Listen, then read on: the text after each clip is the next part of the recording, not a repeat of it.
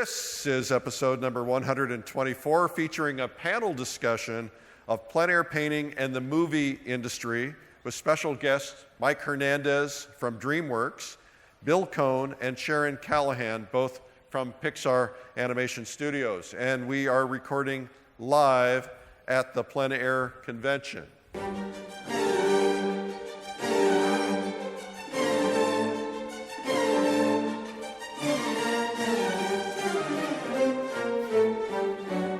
This is the PleinAir podcast with Eric Rhoads, publisher and founder of PleinAir magazine. In the PleinAir podcast, we cover the world of outdoor painting. Called plein air, the French coined the term, which means open air or outdoors. The French pronounce it plein air. Others say plain air.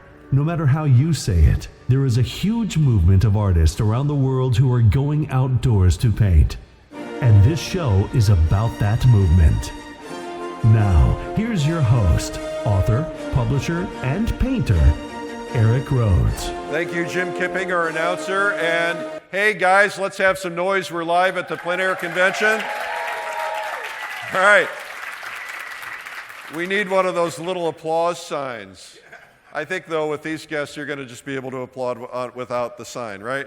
So, coming up after the interview, I'll do a brief art marketing minute, as we always do on the PleinAir podcast. We're going to have the mic, so if you be thinking about your marketing questions, we'll do that. The podcast is sponsored by the PleinAir Salon Art Competition. We just awarded here at the PleinAir Convention this week our annual $15,000 cash prize, and the cover of PleinAir magazine is going to Thomas Hughes. You could be next by entering at pleinairsalon.com. The interview is underwritten by the Publishers Invitational in the Adirondacks, where there is no invitation required. A week of painting with friends and a great entry point to get into and get to know the plein air world. So we have a terrific panel today. The idea is to understand how plein air painting has informed the film industry and how the film industry has informed plein air painting. And there are no better experts than the panel that we have here, which is Mike Hernandez from Dreamworks. Mike, welcome. A round of applause for Mike. Sharon Calahan from Pixar. And Bill Cohn from Pixar. So what I'd like to start out with, and then each of them, my understanding, has some slides. Is that right? Yeah, that's correct. Which will be interesting for the people listening on the podcast because, well, they won't get to see them. But that's why you have to come to the PleinAir convention. So tell us just briefly your background and what it is you do. You're all artists, and you're artists in many ways. You're artists as artists like these people are, but you're also artists in the film industry. So Mike, let's start with you. Artists in the film industry, also teachers, instructors as well. And then in the film industry, I'm an art director and a production designer. What that production designer basically means is you work one-on-one with your director of a film, and as the director develops the story of a film, you're developing the visual story for the film. So it's visual storytelling. And so can you tell us some of the things you've worked on that we might know? Yeah, Shrek 4, How to Train Your Dragon, Puss in Boots, Spirit, the list kind of goes on and on. Cool. Kind of forgetting some of the titles as I go, but yeah, probably about 9 to 10 films in total. And how long have you been doing this? Been doing it about 22 years. Really? Yeah. Okay. And you're also a watercolorist? Gouache painter. Gouache painter, I'm sorry. Yeah, okay. The difference is gouache is basically more of an opaque medium, but it is a water-based medium. Right, yeah. Right. And why gouache? I started out as an oil painter and started using gouache as kind of a primer or a midway for students to kind of bridge that gap between how to use paint. And so I felt like the gouache was easier for the students to use, but it was also easier for me as an artist who was working in the industry. Once we get into crunch time, there's the essence of time is a big deal, but you know, you're working 9 to 12-hour days at the studio when it comes to crunch. And so finding that moment to paint becomes an issue. Gouache was easier, it's more immediate, it's compact, and so that kind of became my go-to medium. So I would go out at lunchtime and paint. If I had a half hour to paint here, an hour there, I would use it. it's a little difficult if you're trying to do that with an oil setup, you know, and especially if I'm trying to keep it compact in the car. Traveling for work, it's the same, so gouache made it easier.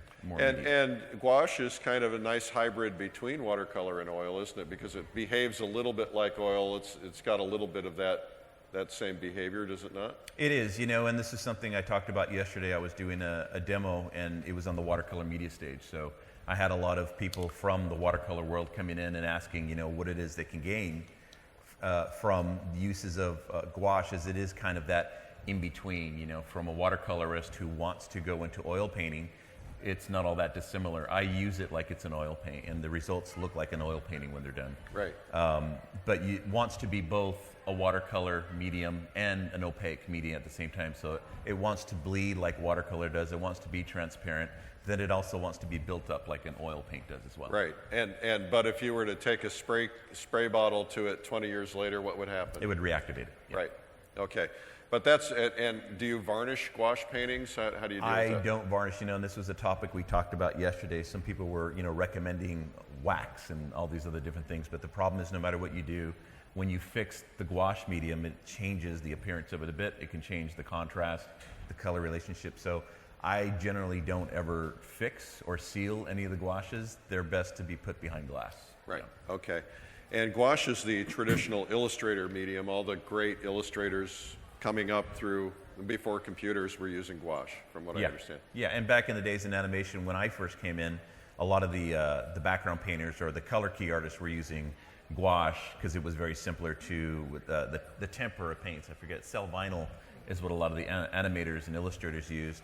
And cell vinyl was very similar, except it had a polymer in it, so it was closer to an acrylic. So acrylic is basically, if you took a gouache and added a polymer, you would get the same result. Okay, all right.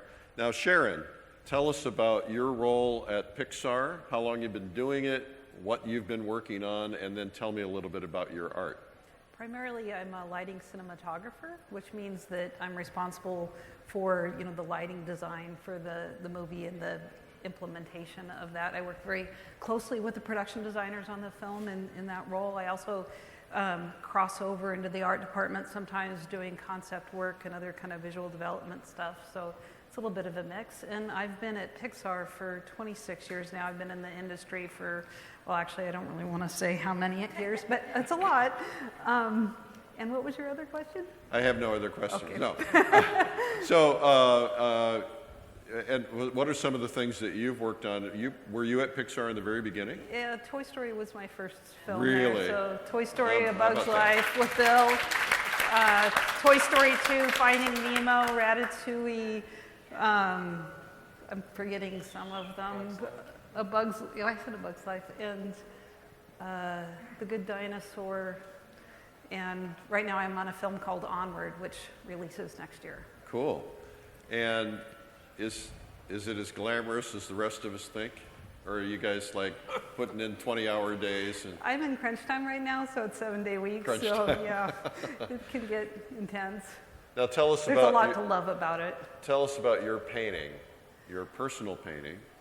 I like painting in oil, and I don't get to paint as often as I would like to because I end up working a lot. But it's kind of my passion, and it's my favorite thing to do when I'm on vacation and between projects and stuff. And it definitely, you know, very much affects my work. You actually get vacations? Sometimes. So, Bill, we had you on the podcast recently. So some of the people who have heard this, but not everybody has, certainly. Tell us about your role at Pixar, where you started out, how long you've been there, and the things that you've worked on, which are probably the same thing Sharon worked on. Pretty much. I've been there, I think, about 25 years. I think we need to get your mic up a little higher. You sure about that? I can hear myself pretty well. Yeah, but we're getting feedback. What do you think back there, AV people? What do you think? You're working on it. Okay, well, let's just keep talking. All right. I did set design work and props on Toy Story, and then went on to A Bug's Life and became a production designer. I worked with Sharon on that film. That's the first time we got to work together. She was doing the lighting, I was doing pastels for the lighting and things like that. We just had a good time working on that. Toy Story 2, Cars 3, I think 3. Yeah, I did Cars 2, you did 3. I've been on a few shorts. I'm working on a couple of shorts and a feature right now. So I work in pastels, as you know, and I started doing it on A Bug's Life to do lighting keys for that movie. I went outside to paint to get better at pastels to do lighting keys. We're going to fix his mic. Just a second. It's a painless operation. And sound guy, while you're up here, just double check Sharon's too. It might need to go up a little higher. Okay, can you check hers real quickly? Is it okay? All right. So thank you for that. How about a round of applause for sound guy? So you have to repeat everything you said? No, I'm just kidding. So I understand that each of you has kind of put together a little something. Is that right? Yes. Okay. Do you want to do a little setup first? Who wants to go first? We have a clicker. We got a clicker. What we wanted to do was sort of orient you with kind of what it looks like, physically what we're doing in a way, so you'll understand some of the terms if we start talking. It'll make a little more sense. Let's see if this works. So concept art, visual development, color scripts, and sequence lighting keys are just some ways that we might work that we could use lighting ideas from our PleinAir work, or just generally we're dealing with light and color with regards to the visual storytelling of the film. So we wanted to show you a few examples of that. And these are by Mike. In fact, if you want to click. This was some concept work I did from Shrek 4, the design of their castle. And we'll go through and do 20, 30, 40, 50, sometimes hundreds of paintings and concepts. Most of them start off as pencil sketches, sometimes even napkin sessions where we're going outdoors and we were taking a coffee break, and sometimes some of the greater ideas happen when we're just not trying. We're sitting there having a conversation and someone scribbles something on a napkin that then becomes either the character design or the new location. Most of the time we draw on a lot of inspiration and we draw from life experience, and that's where PleinAir becomes important. It's hard to draw from life experience if you haven't experienced enough of it. So cinema is all about storytelling. And which one of these? Green. Big green arrow, the one that blows up the There world. you go. Yeah. Cinema is all about storytelling. This is a really quick key. Some paintings are very meticulous, like the last one. Other ones are like these, which are more lighting keys, and they're more immediate. How long did that take, do you think? This one took probably about 5 hours to do. Was that digital? It's all, everything we do at the studio is digital. But we use a lot of different brushes that replicate real paint and real paint brush strokes. And do you have tools that consumers don't have? Like, a lot of us have these iPad drawing programs. Do you have tools that are more sophisticated? Right. You're referring to proprietary, and that's not necessarily in the painting mediums that we're using, but I think it's more in the technology we use to render the lighting, and the pipelining tools that we use are more proprietary. But most of these, everyone pretty much can get their hands on. All right. Photoshop? You're painting in Photoshop? This is all in Photoshop, yeah. So, but cinema is storytelling, and you're storytelling with lighting.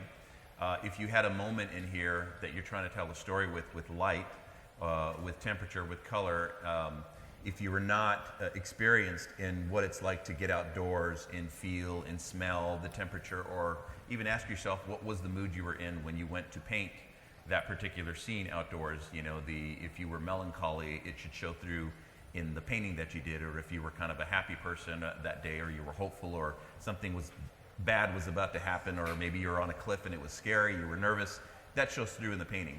Those are the kind of things you draw on when you're working in the industry, and they ask you as a concept artist or a color key or a lighter, how do you convey the moment that's about to happen in front of you? You have to draw on some kind of life experience.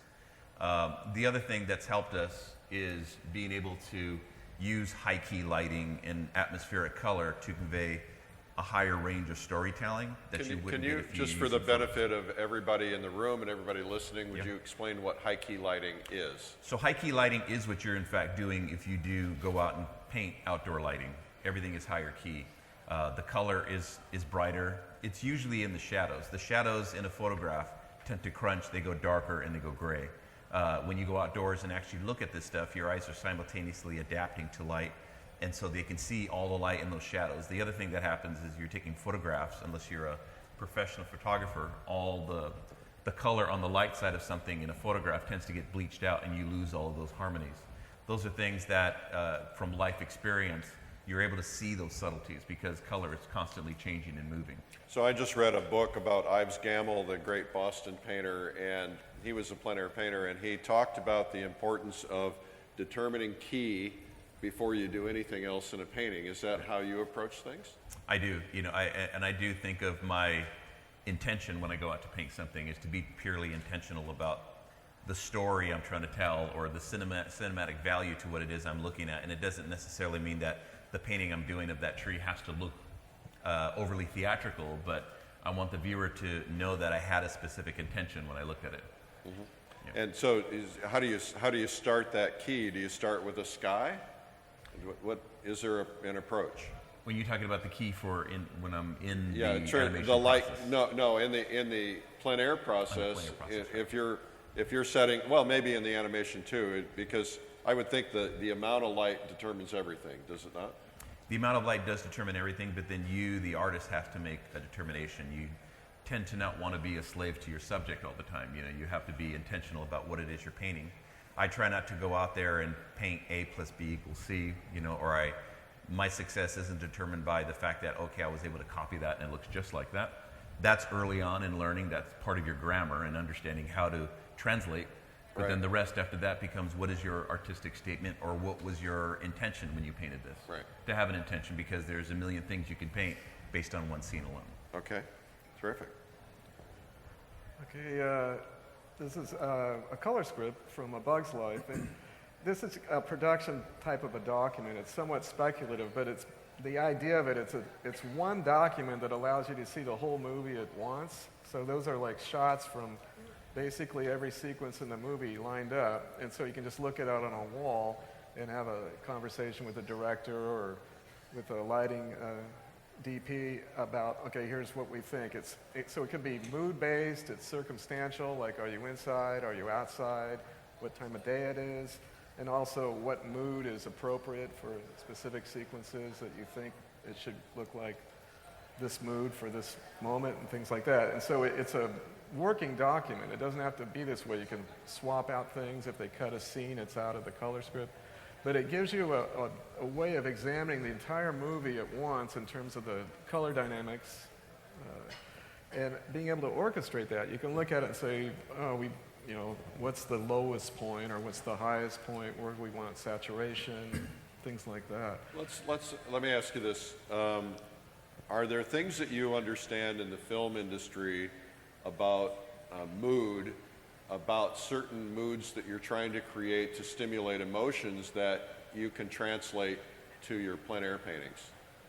Sure, but I would say it works better the other way generally, because film is a story-based visual series of events. Yeah.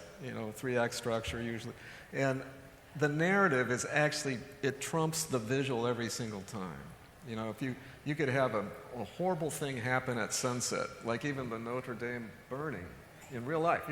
Those photos were beautiful, actually, in a horrifying way, but the colors in that smoke were amazing. And so it doesn't mean that if something's awful happening, that the rule is you got to make it look creepy. It could be, actually, it's stunningly beautiful in a strange way, that almost this conflict of emotion between the aesthetics and the event is powerful. It's all context driven and relative to what the audience just saw. So it's like when you change scenes and you change moods, it's like it can really affect the viewer in a way that hopefully is expected, but it can be much more intense because of the context.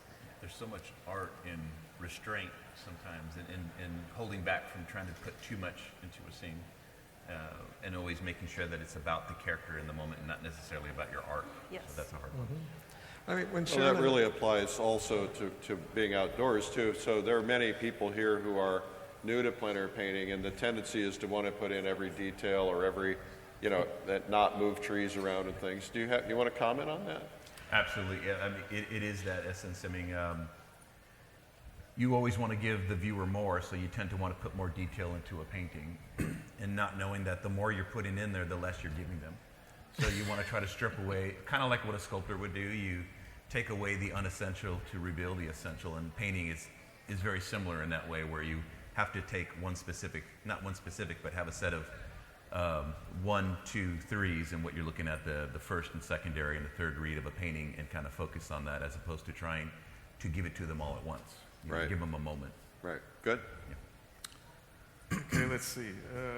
So that's a color script. And then if you go into production, you start making sequences. Each of the images in that bar at the top is like a sequence in the movie, right? And so then once you're in production, so these are sort of production-based documents, you might do lighting studies for each sequence that's in that strip, right? So that's how you end up doing hundreds and hundreds of paintings, because you're multiplying. You go into a sequence and you start examining what's the behavior like. He goes in and out of a spotlight. He's completely out of the spotlight. How do you get light on the character? Things like that. What is the color of the light? And some of it's purely inventive, like what color is an ant burrow underground anyway? Well, I think they have glowing mushrooms. Okay, what color is that? Well, in this case, in that center grouping, I thought of it like a police station at night, so it's just kind of a fluorescent light color. And so you just have to make something, you got to be able to see it, right? It's drama, it's a narrative, you got to watch it. So you're just trying to light it so it has the feeling or the mood that you think is appropriate. Some more natural light over on the right when the character leaves the anthill. Now, are these being done digitally as well? These are the top row, in fact, the whole color script. I couldn't do pastels yet. I just was too intimidated and floundering around with it. So I went back to my gouache and acrylic illustration background and used that to paint those things. But then about a year later, I was doing lighting keys, and by then I'd been doing pastels for a while, so I felt more confident about working in that medium. Okay. Okay, I'm gonna cone. Okay, here we go. So I just, these are from about 1998, 99, something like that. It's when I was just enamored with atmosphere. It's like, oh, that color shift. If you look at something here and then you look at something in the distance and it changes color, it's like a miracle. But it's the thing you want to paint.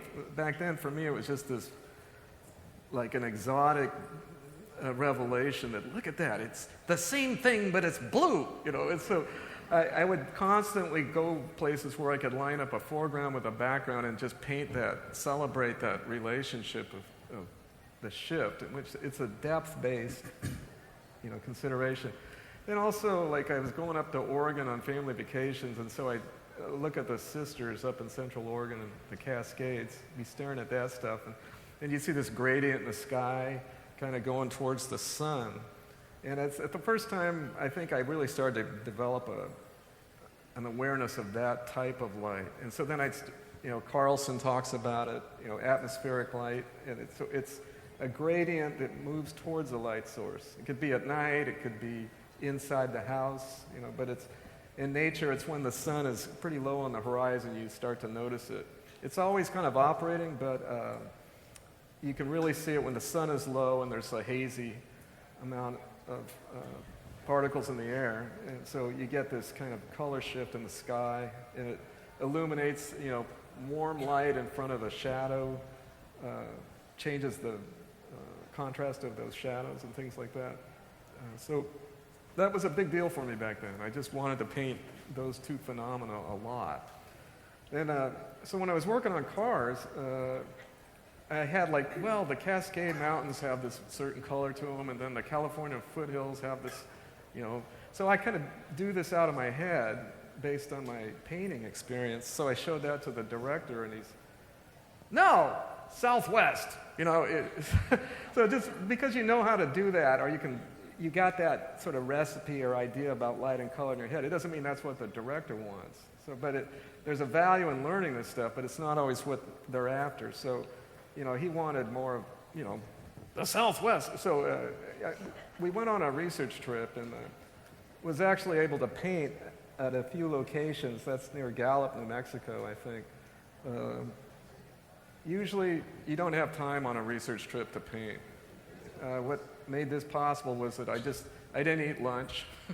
I was in a car with other artists, and then the director and the film editor were in another car, and the producer was in another car. So we're just driving along Route 66, and so I would, the art car would pull over and paint, and these other guys would go antique shopping or whatever they were doing. That's in the panhandle of Texas, which is the flattest place in the world. So I got so interested in how flat it was. It's like, I don't need lunch, I'm just going to paint flat, basically. It's right next to a freeway entrance in Adrian, Texas, I think. So and here's like a sequence lighting key from Cars, and it deals with time of day. It kind of reads left to right on that strip on the right-hand side of the frame. It's basically, they leave a stadium at night and they drive all the way across America. So they go into dawn and then early morning and then midday, and then it kind of ends at sunset. And then those two images on the left, those are basically shot renders that I painted over to kind of play around with the idea of you stare at sunset and then the camera swings around and looks the other way. So you're looking west, and then this truck drives by and you look to the east and you can see the shadow of the earth coming up into the sky. So those were paint overs to kind of push that color relationship and just make sure it made it into production. Okay, a few more. This is just more or less aligning my experience painting atmosphere and with the director's imagery and the sets that we had built and designed. So that's Ornament Valley from Cars with kind of golden hour light with a lot of atmosphere and everything. These are, I think I painted them so they'd fit on a scanner. So these are like 11 by 17, pretty much like that. It's probably 17 inches long and maybe, I don't think that's 11. It's probably about 9 or 8 by 17, something like that. Yeah, that's just the metaphorical thing was just that the cars, it's like an anthropomorphic idea that the cars would see themselves in nature just like humans see them, Indian, the mittens in Monument Valley or Sleeping Giant or something like that. So that's the Cadillac range, that type of a thing. And that's just sort of pushing everything to this sort of apex of color for an emotional moment in the film. And just invoking that type of light, which is super transitory. If you're set up to paint that, the light will be gone before you're set up. Actually, you got to show up before that you get to that light to even try to paint it. How do you do that? How do you do you like block in everything and then throw in the light at the very last in that last 20 minutes of golden light? You mean in PleinAir? Yeah. Just be ready. It's usually like the color change is so rapid, you kind of know you have to know it's coming, and then you realize there's going to be a shadow, depending on which way you're looking, but the shadow will erase all your color in short order. So it depends. Are you featuring the shadow? Are you featuring the light? The very first thing that's going to disappear is the light. So start with the light. It's kind of you only learn by realizing how screwed you are. You try, it's like, where'd my light go? And so it's like, okay, next time I'm going to paint that first because the shadow's going to erase all of it, basically. Right. So you have to sort of have a strategy for ephemeral conditions like that. After a while, you just watch it. You don't bother to paint it, It's talk about chasing the light. It's pretty rapid. Okay. That's the last one. It's just kind of, you can paint something naturalistic for a film scene, but you can also use what you learn in nature and just paint anything that's necessary to explain what it is you need to look at. So it's part of PleinAir, the influence is just the practice. I think observing light at different times of day, different types of weather, and things like that, and then being able to put that into a film, even if you're not in what you might call a naturalistic setting, or it's a crazy setting, or it's at a time like in the middle of the night or something with cars running around, running amok. I know what that looks like. So you just find a way to illuminate it based on a lot of times your experience from painting outside. Talk about detail and shadow, because you're looking, it's hard to see with this light on here, but you've got a lot of variance in color and detail in your shadows. Oh, that's something I like to do outside, but I think in the lower right, that scene is, looking into shadows is, for me, a real interesting phenomena in painting, because you get all the reflected, like the colors of the non-key light come into play in that space, and so you can examine that. You can still have a sort of very specific shadow and light pattern in your painting, and then the shadow is its own world, its own color scheme, almost relative to the light sometimes. So there's a whole world of color inside those shadows that a lot of times the photographs you won't see it at all, but in painting it's actually all the secondary and tertiary light sources are functioning. This ambient color of the sky, so you get this warm, cool temperature thing going, which is a delight. And I've moved from atmosphere now to shadows after 20 years, you know. Okay, do we have more slides? I think that's Sharon. Calahan. So I'm going to show some stuff primarily from The Good Dinosaur, and the reason for that is it's a movie that really it celebrates landscape painting, and it was set up from the get-go intentionally. So the director asked me, you know, he told me he wanted to make a pioneering kind of Western style film, and it's like, Sharon, where would you set this if you were me? And he's like, I want this farm, I want big mountains, and I want a big river. And it's like, oh, that's easy. That's Jackson, Wyoming area, the Tetons and the Snake River. So, and I'd spent a lot of time painting there, so it was a world that was familiar to me. And we did a research trip there. He fell in love, and that became the setting for the movie. So, like, kind of in contrast to some of the stuff that Bill was painting early on, where he was painting in the Bay Area with all this heavy atmospheric light, you know, in the western mountains, you know, Rocky Mountain area, you know, the air is pretty clear a lot of the times, and you can kind of have that feeling of seeing forever. And the director was really interested in that kind of feeling of not having a lot of heavy atmosphere, but, you know, really feeling like that feeling of space. So, like, for instance, one of the little lighting or painting studies I did on location in the lower left there, I think that was a moment of epiphany for me when I was out painting that influenced our tools in how we do lighting in the computer. And that I realized as I was trying to paint that and watching how the colors were changing in sunlight as opposed to how they were changing in shadow over distance and clear air, it's like, oh, the colors completely changed differently. And so after that painting trip, I went back to work and I changed how our tools work so I could get a more painterly feel to our illumination. These are some more studies. I also paint a lot in the northeastern Oregon because I have a place up there. And I'm a Northwest girl, born and bred, so I've spent a lot of time painting in the Northwest and the Rocky Mountains. Also have done in all different times of year and weather and stuff. I've also done quite a few painting trips with Bill up in the Eastern Sierra, so that's another place that's really familiar to me. And all of this kind of really fed into the look and feel of this film. You know, this is literally a half a mile from my place in Oregon, so like the feeling of the farmlands with the mountains and the weather is something that had a direct feeling, direct influence, thank you, on The Good Dinosaur, as you'll see in a little bit. That was a movie that, because it takes place all outside, it's like, you know, besides figuring out time of day and mood and all that kind of stuff, we're having to think about the weather a lot too, and designing the clouds and how they influence the scene. So I'm curious about this. So the format of these is obviously the wide format because the screens. I tend to, well, that, and it's like, because I have to paint widescreen for work all the time, I kind of find myself using that as a you know, format. It's when a I'm really nice in a format field too. It's really lovely. Yeah, this They're is beautiful 16 by 9, so. So this is from, you know, some of our Sierra trips.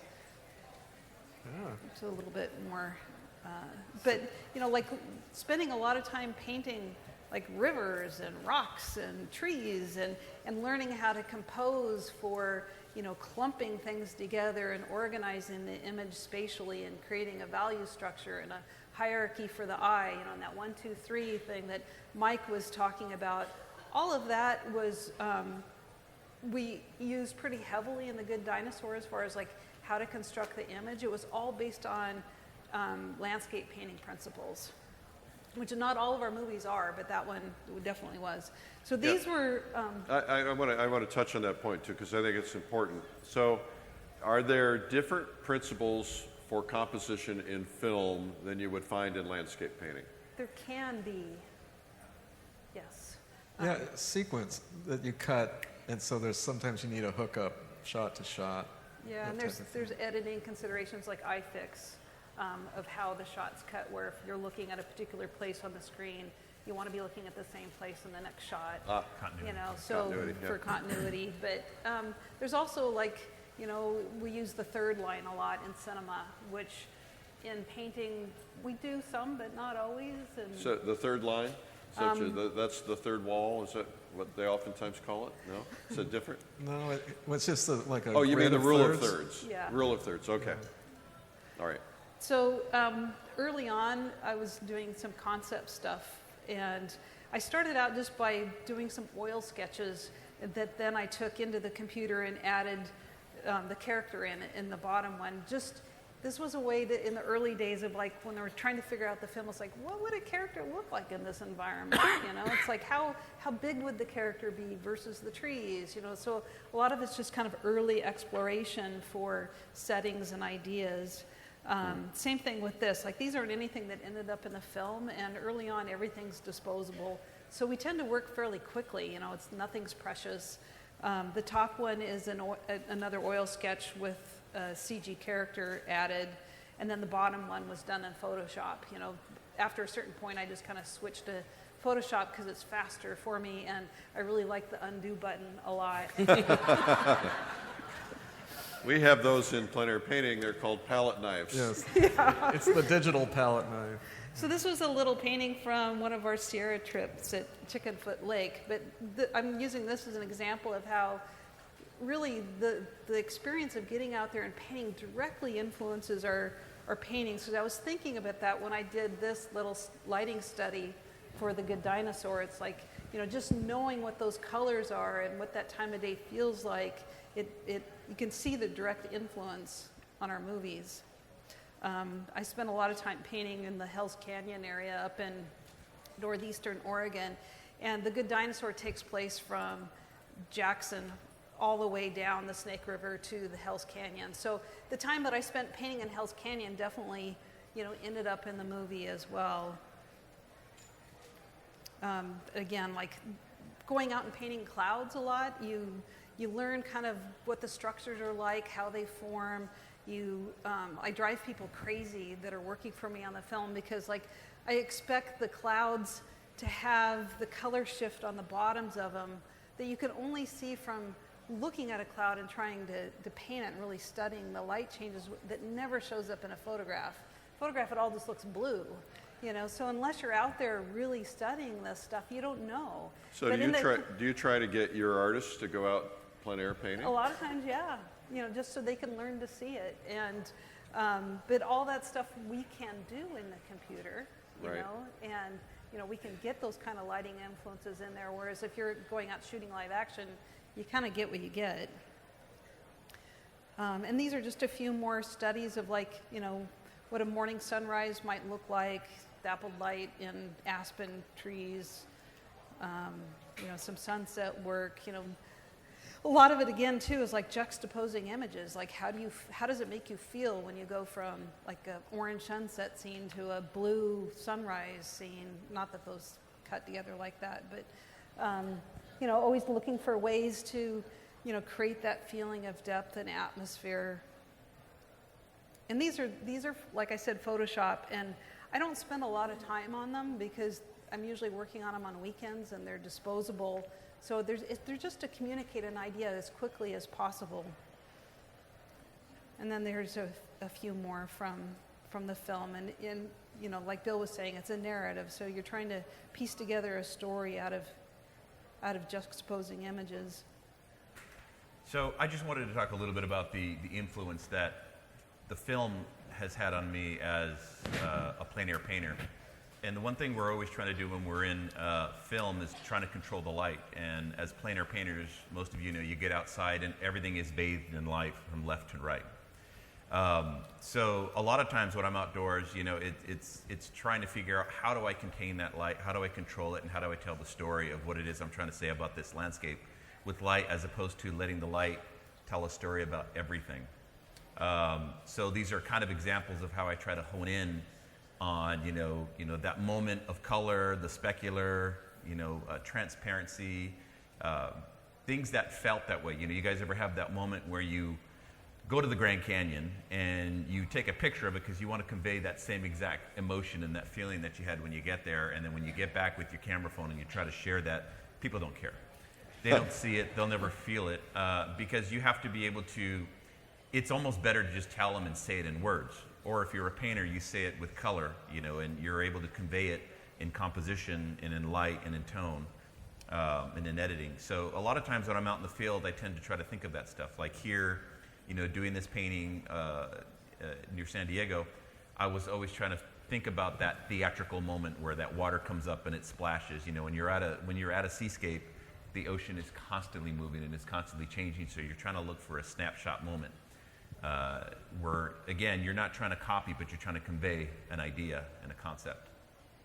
You know, things like this as well, you know, and using limited palette and using limited light, which is one of my favorite things, to try to limit the amount of light that something is getting so I can hone in on where I want the eye to look.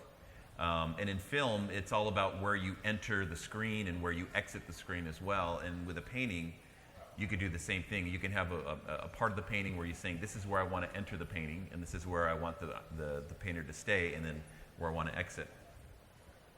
A lot of times to help me with doing color keys in film study, I go outdoors, and I tend to do tableaus of small 2x3 inch keys using a big 1.5 inch flat brush to get these fast moments so I can capture that kind of light and that movement. Always trying to have a sense of movement because I'm used to painting for cinema, which is always moving. So I try to keep my images moving as well. The composition will do that, the direction of your paintbrush strokes, the direction of color, where you put the chaos and where you put the calm, all of those things have an impact. You know, this is an example again of the kind of storytelling I got from working in the industry, where I did a workshop at the Umpqua River, and you know, no one really wanted to paint under these overcast lighting canopy scenarios, and I thought they were some of my favorite because then I can stage whatever color and whatever light I wanted to. Beautiful. Thank you. And so some of these last images here are, you know, to me kind of the primer, you know, since almost all the work I do now at the studio is done in the computer. So I do a lot of practice of how I would paint a scene in plein air, but using the computer, and I break things down using a line tool in landscape, trying to get that same sense of cinematic lighting with a computer. And I know for a lot of people, the computer tends to be, you know, for us who are in, you know, we that work in plein air tend to think of digital as another tool that isn't pure to the purists, but there's so much you can learn by using the computer as a tool to learn color, and there's so much you can learn from outdoor painting. You know, both of them are symbiotic in the way they work together.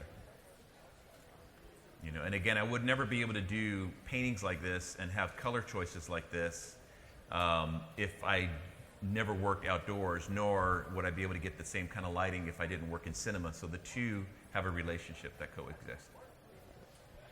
Fabulous. How about a round of applause? Really beautiful work.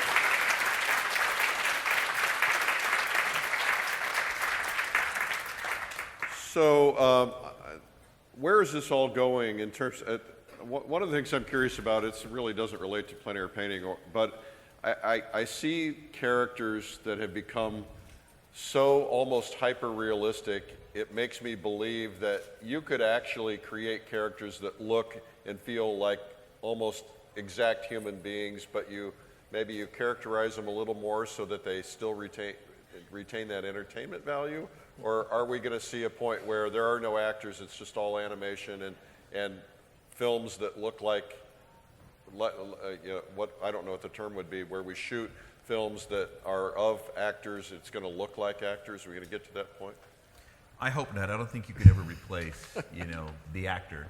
And I think what we're seeing is the digital media, when it introduced itself, one of the first times was, the highlights of the cinematic world in CG was Jurassic Park. And people are like, well, we can really see that you can, replace all that, that handmade work that goes into this that world in filmmaking. But now we're kind of seeing how far it can stretch. And I think at one point people tend to get dull to the fact that you can push something and make it so real that I think that stigma goes away. And I think everybody in the end ultimately wants a good story, doesn't matter what the medium is. Yep. Sometimes it can be distracting when you're using a 3D medium like that the realism or the fact that it's trying to be so real is distracting from the story. So what we try to do is make sure that in essence of everything we do, we don't want the medium to get in the way of the cinema, which is the storytelling itself. Mm-hmm. How do you translate that to painting in terms of your own, informing your own painting? You were trying to tell stories in there as well.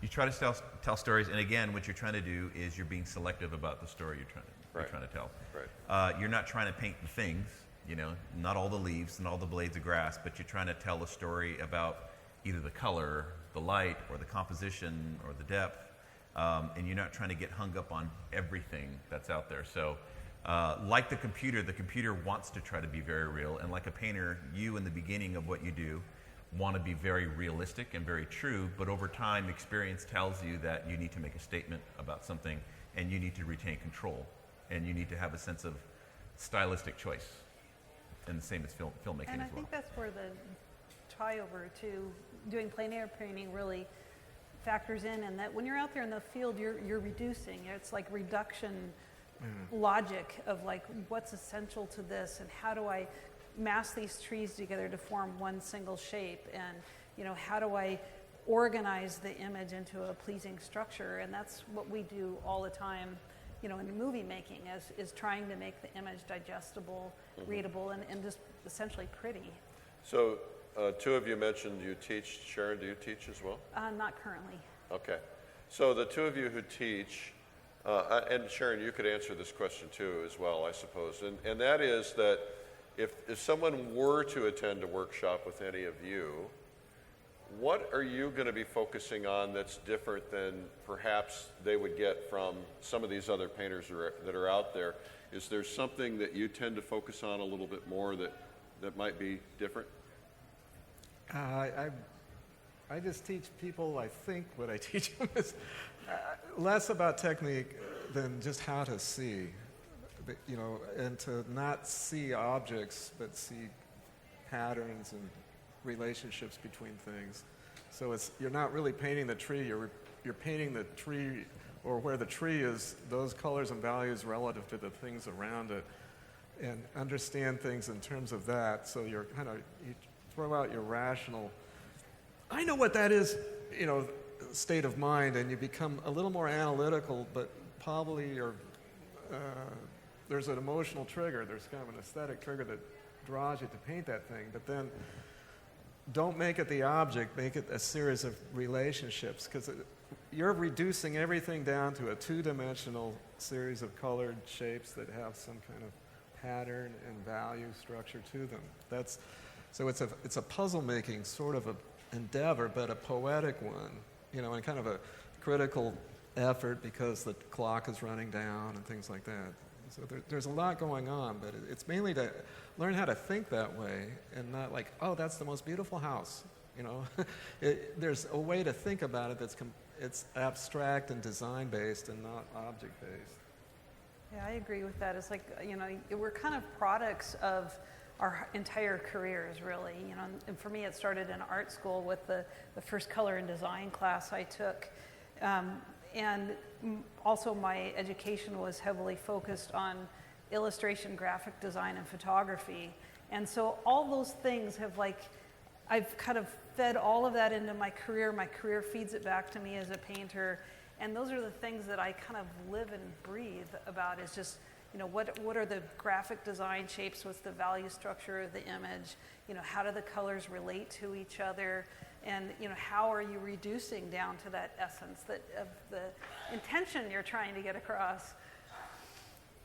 Yeah, you're trying not to paint, I think for one thing as an instructor, you're trying to teach the students not to paint the literal, and not be so literal about what it is you're painting, because a camera could do the same thing. Right.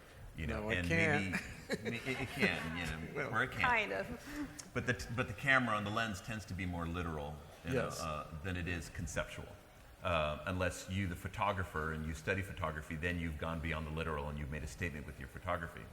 But for those who aren't photographers, you have to, for us in cinema, we don't want to be literal. You want to be conceptual about what it is you're painting, and that's when style comes into play, your personal style, which basically means your personal message, how you see that world. Anytime I look at my students, they ask me, what is my end result? I go, that's a good question. The question, that answer shouldn't be the same for everyone. Right. In the end, for me, when I look at a painting, the first thing I want to be able to see is the painter. The second thing I want to see is what that painter felt about that image. But it's beautiful to be able to go somewhere, and now you have a legacy of painters like Edgar Payne. Without even seeing his signature, the minute you see an Edgar Payne on a wall, you say, that's Edgar Payne, Yeah. or that's Sargent. So you see the artist first. And how do you do that if you're trying to be literal as opposed to being conceptual or personal about what it is you're trying to say? So there's a whole group of plein air painters who use iPads on location. And I'd like to integrate them into our convention. Would you come back and teach how to do that sometime? Absolutely. Yeah, absolutely. Absolutely. I think, would you find that fascinating?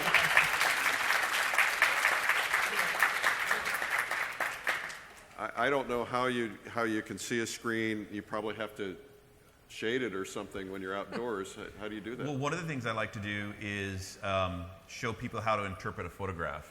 So we do that indoors. Yeah. And using Photoshop, looking at a photograph that when you take a picture, it's void of any color, and the shadows have collapsed and it's really dark, and finding a way to make it look more colorful, like a plein air painting would be as well. So I think that tends to be a better way to approach it. And then another way to do it is to go out and use like a Procreate or an iPad, and you would have to put some sort of a barrier to kind of block the light. But usually you're fine if you tend to paint from shadows. But if it was a convention hall like this, you guys got amazing views right outside the windows of our first floor, so you can actually paint looking out the windows. Yeah, I use Procreate and my iPad on airplanes all the time. I draw people in the airplanes just because I like to be drawing. And it's a wonderful program. You can do so much with it. Absolutely. Well, was this helpful? Yes. Yeah. Well, thank you so much, and thank you for. Oh, you have a question? Yes, sir. Mr. Adams. Yeah, stand up now. We're not. If you go up to the mic here real quickly, and then because we're on the recording for the podcast. Oh, she's got a mic right here. Thank you, Peter Adams. This was so inspirational. I'm almost in tears. Sharon, that last scene that you saw, that you projected, was just, it's so amazing. Oh, thank you. Tomorrow at this time, Eric and I and John Stern and a few others are going to be in a panel talking about the future of plein air painting. I think this is part of the future. I think this is so exciting, what you guys do. Mike, I follow you on Instagram all the time, and I'm always blown away by, what is your Instagram tag? It's interesting. No, it's squash gouache. Squash Gouache. I didn't know it was you for a long time. My kid came up with that. And it's so inspirational. And Sharon, you've just started doing Instagram. I saw you have 27 posts. I just started following you, and you're great. And Bill, I remember a lecture you gave for the California Art Club about 5 years ago, and it was your science background and your physics is just incredible. You were talking about atmospheric effects and how to paint water and the reflection of the water underground, under the water and the sky, and just, you're so inspirational. So you guys know your science, but I think it's so ironic that these guys are in film, and there's so many artists, plein air artists out there whose paintings look like photographs, but yours don't. You're all chasing the light, and I think that's so wonderful that you can do that. That's my question. I don't know if that's a question. Fabulous. But thank you so much. Thank you. So, how about a round of applause for these guys? Thanks again to Mike Hernandez, Bill Cohn, and Sharon Calahan for talking about this subject. I think it's a fabulous, and I think Peter Adams, thank you for that. That was a great way to cap it off. This is the Marketing Minute with Eric Rhoads, author of the #1 Amazon bestseller, Make More Money Selling Your Art, Proven Techniques to Turn Your Passion into Profit. All right, so now what we do is do marketing questions, and so if anybody wants to step up to the mic with a marketing question, this is the time, and if not, I'm going to be seriously embarrassed. So, anybody? Yes, I just wanted to know, when you talked about the other day about social media, Yeah. I wanted to know, how do you deal with hackers? How do you deal with hackers? Yeah. You're talking about people who are coming into they're friending you and then they're pushing products? What are you talking about specifically? Well, because sometimes some people can take over, and then they're like Oh, the ones that are taking over and doing Facebook Messenger to all your friends. Bad people. Yeah, so if you guys get something in Messenger that says something and it says copy this and then do this, I don't remember exactly the terminology. Basically what you're doing is you're sending them the list of all your friends, and then that's amplifying, and everybody who does it spreads it, and it's coming from someone you know. So just be kind of careful about that. I'm not an expert on how to deal with the hacking. Any of you guys have any? I don't. I know that's a huge question, because it depends on what part of hacking. I mean, and there's also for artists and marketing and fake gallery requests for painting requests. Oh yeah, the great please one. send me your PayPal kind of thing. But yeah, I've been victim to one of those. So. Yeah, this is one of the scams that they will send you a note, and this is, my wife and I are having an anniversary, and I saw your paintings online, and I absolutely love them, and I'm going to send you a check, and then you send the painting, and then the check isn't any good, or else they say, oh, I overpaid, would you send me back? And then you send them back some money, and then the check isn't any good. So you got to be careful about those kinds of things. All right, any other questions? Yes, step up to the microphone and say who you are and where you're from. Deanna Thomas, Philo, California. And I was just curious about how many layers you guys use on your Photoshop paintings, or do you use layers? Do you use layers in Photoshop? I do, and it depends. If I'm doing a color key, I tend to use maybe anywhere from 1 to 5 layers. If it's just a rough, loose color key, I tend to not care. I'm almost like PleinAir.